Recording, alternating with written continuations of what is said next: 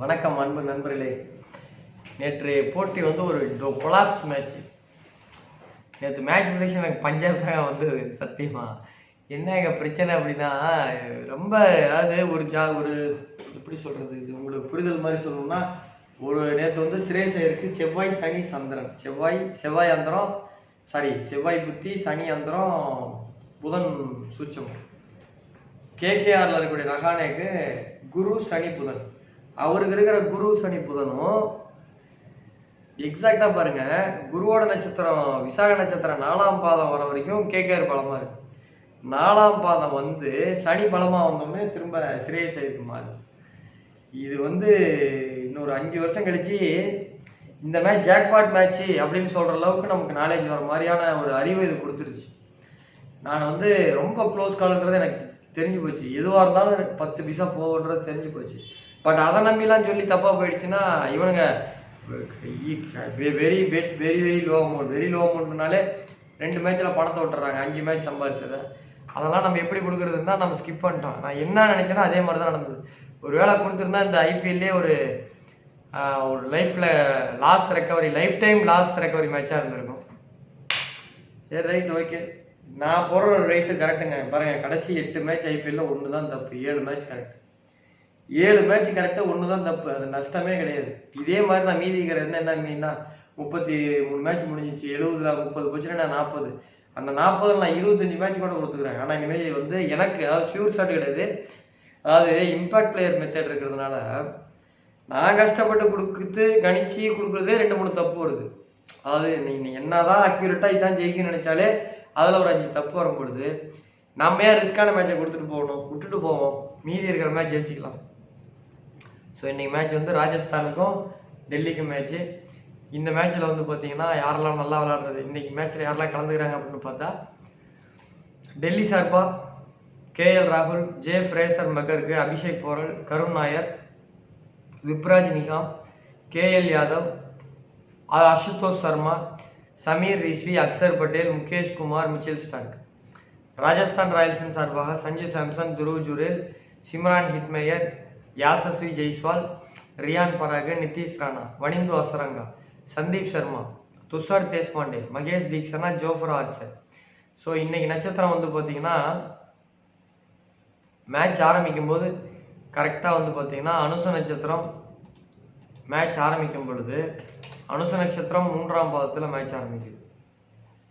Match முடியறது அதே அனுச நட்சத்திரத்தில் எக்ஸாக்டாக வந்து பார்த்தீங்கன்னா 4ஆம் பாதம் 1 டிகிரி வரைக்கும் போகுது. ஸோ இன்னைக்கு சனி பலமாக இருக்கவங்க கையில் தான். இன்னைக்கு சனி யாருக்கு வந்து ஃபர்ஸ்ட் ஹாஃப்லேயும் செகண்ட் ஹாஃப்லேயும் பலமாக இருக்கோ அவன் தான் இன்னைக்கு man of the match. So அது ஒரு ரிசர்ச் போயிட்டுருக்கு. அது இந்த பிளேயர் தான் மேன் ஆஃப் தி மேட்ச்னு சொல்லலாம். அது மட்டும் கிளிக் ஆகிடுச்சுன்னா ஒரு பேட்ஸ்மேனில் ஒரு 4 பேட்ஸ்மேனில் யாரோ ஒருத்தர் வந்தாங்கன்னா 4 பாயிண்ட்லேருந்து 5 பாயிண்ட்ல தான் ஆரம்பிக்கும். அதாவது 1000 ரூபாய் கட்டினா 5000 ரூபாய், 10000 ரூபாய் கட்டினா 50000 ரூபாய். அதே மாதிரி சில பவுலர்கள்லாம் வந்து பார்த்தீங்கன்னா 3 பாயிண்ட்ல 4 பாயிண்ட்ல ஆரம்பிக்கும். 1000 ரூபாய் கட்டினா 4000 ரூபாய், 10000 ரூபாய் கட்டினா 40000 ரூபாய். சில ஆல்ரவுண்டர்லாம் 12 பாயிண்ட்ல ஆரம்பிக்கும். 1000 ரூபாய் கட்டினா 12000 ரூபாய், 10000 ரூபாய் கட்டினா 1,20,000 ரூபாய். ஸோ அது ரிசர்ச் போயிட்டு இருக்கு. ஒரு 10க்கு 5 மேட்ச் கரெக்ட் இது வரைக்கும் வரல, இனிமே வருமானது நம்பிக்கை இல்லை.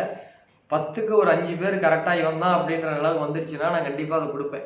இவன் தான் மேன் ஆஃப் தி மேட்ச், இவன் தான் வந்து இன்னைக்கு ஒரு 2 பேரை கொடுத்து 2 பேர் மேலே கட்டுங்கன்னு. ஸோ அப்படி 10 மேட்ச் நம்ம தோத்தா கூட 3 மேட்ச் ஜெயிச்சா போட்ட காசு எடுத்துடலாம். ஸோ அது மட்டும் சக்ஸஸ் ஆனிச்சுன்னா ஃபியூச்சரில் கொடுப்போம். ஸோ அது எப்போன்னு தெரில, ஆனால் நான் அதுக்கான முயற்சி பண்ணிட்டு இருக்கேன். அதாவது ஜோதிடம் என்னை பலமுறை கைவிட்டுருக்கு.